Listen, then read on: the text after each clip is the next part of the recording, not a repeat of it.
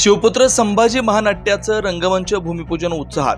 नाशिकमध्ये 30 एप्रिल ते 5 मे दरम्यान होणार ऐतिहासिक नाट्यप्रयोग।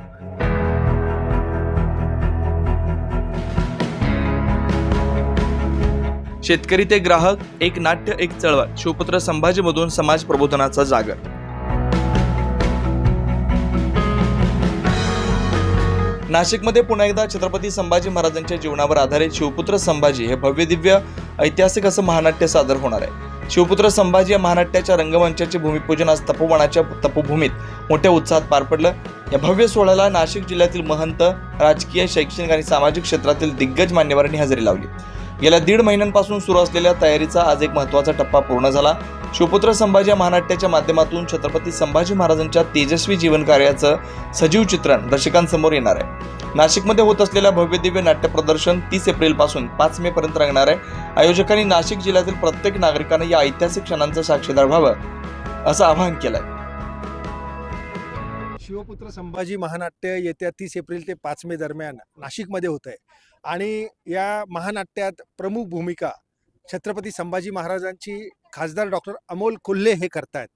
डॉक्टर अमोल कोल्हेंचा यापूर्वीचा नाशिककरांना अनुभव आहे। जिथे जिथे जातात तिथे तिथे ते शिवपुत्र संभाजी म्हणून ते गाजतात आणि प्रत्येकजण त्यांच्यासमोर संभाजी महाराजांच्या रूपात त्यांना बघितल्यानंतर नतमस्तक होतो। मी नाशिककरांना, उत्तर महाराष्ट्राच्या जनतेला आवाहन करतो की आपण जिवंत छावा बघण्यासाठी 30 एप्रिल ते 5 मे शिवपुत्र संभाजी महानाट्य आवर्जून बघण्यासाठी या तपोभूमीत तपोवनात यावं। धन्यवाद। या महानाट्यातून नाशिकच्या जनतेसाठी एक सामाजिक संदेश दिला जातोय।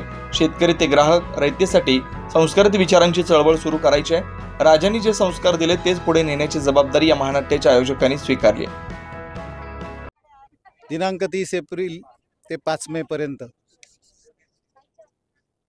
शिवपुत्र संभाजी महानाट्य नाशिकमध्ये आपण घेतो आहोत आणि आज नाशिकच्या सगळे संत महंतांच्या उपस्थितीमध्ये राजकीय, शैक्षणिक, सामाजिक क्षेत्रात काम करणाऱ्या कार्यकर्त्यांच्या उपस्थितीमध्ये आज आम्ही हा भूमिपूजनाचा कार्यक्रम इथे संपन्न झाला आहे।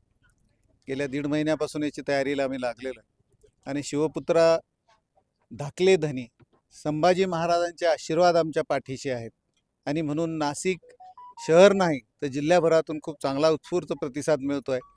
वेगवेगळ्या क्षेत्रातली म्हणजे शैक्षणिक असेल, इंडस्ट्री असेल, बँका असतील, पतसंस्था आहे, उद्योजकांच्या संस्था आहेत, सगळ्यांच्या माध्यमातून खूप चांगला रिस्पॉन्स मिळतो आहे।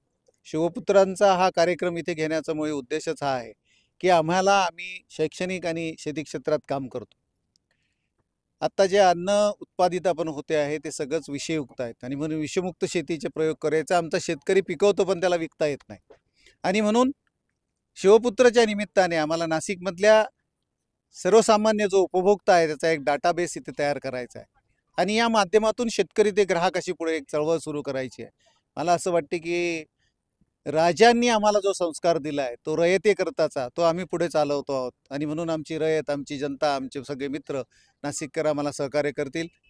या ठिकाणी आपण सगळेजण जे बघतो आहोत की सगळ्या स्तरातून खूप छान रिस्पॉन्स आहे, प्रतिसाद मिळतो आहे।